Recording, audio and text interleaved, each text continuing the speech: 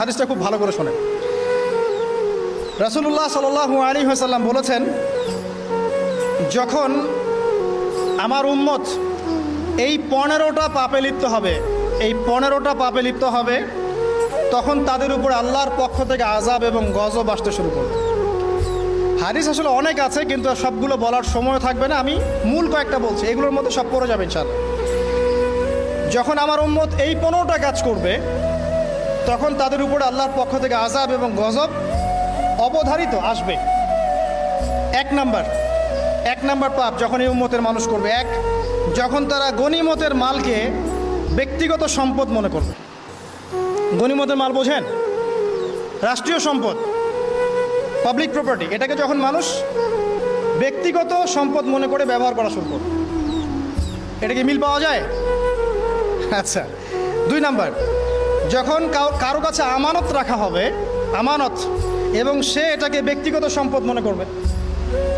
বুঝতে পারছেন?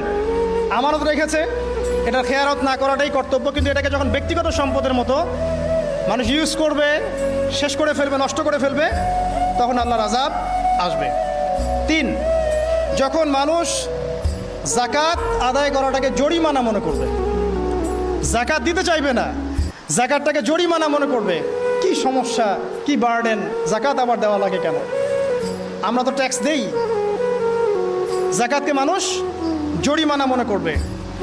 একটু চিন্তা করে দেখবেন যে বাংলাদেশে কত % মুসলিম নামাজ পড়ে আর কত % মুসলিম যাকাত দেয়।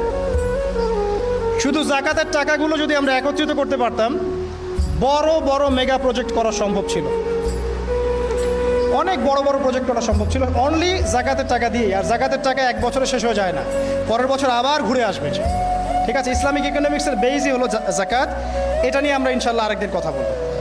4 নাম্বার, যখন স্বামী, সমাজের স্বামী যারা আছে, এরা স্ত্রীদের আঁচল ধরে থাকবে। বুঝতে পারছেন?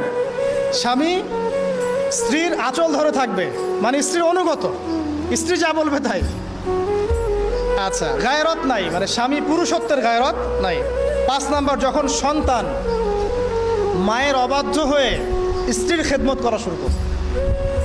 যখন সন্তান মাকে দেখবে না, স্ত্রীকে দেখবে। পাচ্ছেন মিল সমাজে?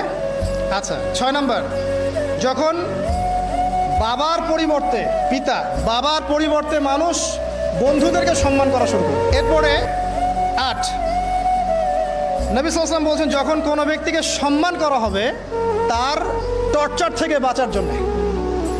যখন কোনো মানুষের সম্মান করা হবে তার শাস্তি থেকে বাঁচার জন্য, মানে মানুষ মন থেকে সম্মান আসছে না, ভয়ে আপনি সম্মান পাচ্ছেন।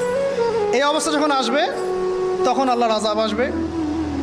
তারপরে 9, যখন মসজিদের মধ্যে, দেখবেন অনেক মসজিদ আছে বাংলাদেশে, মসজিদের মধ্যে হট্টগোল বেড়ে যাবে, মসজিদের মধ্যে হট্টগোল বেড়ে যাবে, আর মসজিদগুলো হবে চাকচিক্যময়, হেদায়েত উঠে যাবে। মসজিদ হবে চকচকা, তাজমহলের মতো এক একটা, কিন্তু হেদায়েত উঠে যাবে।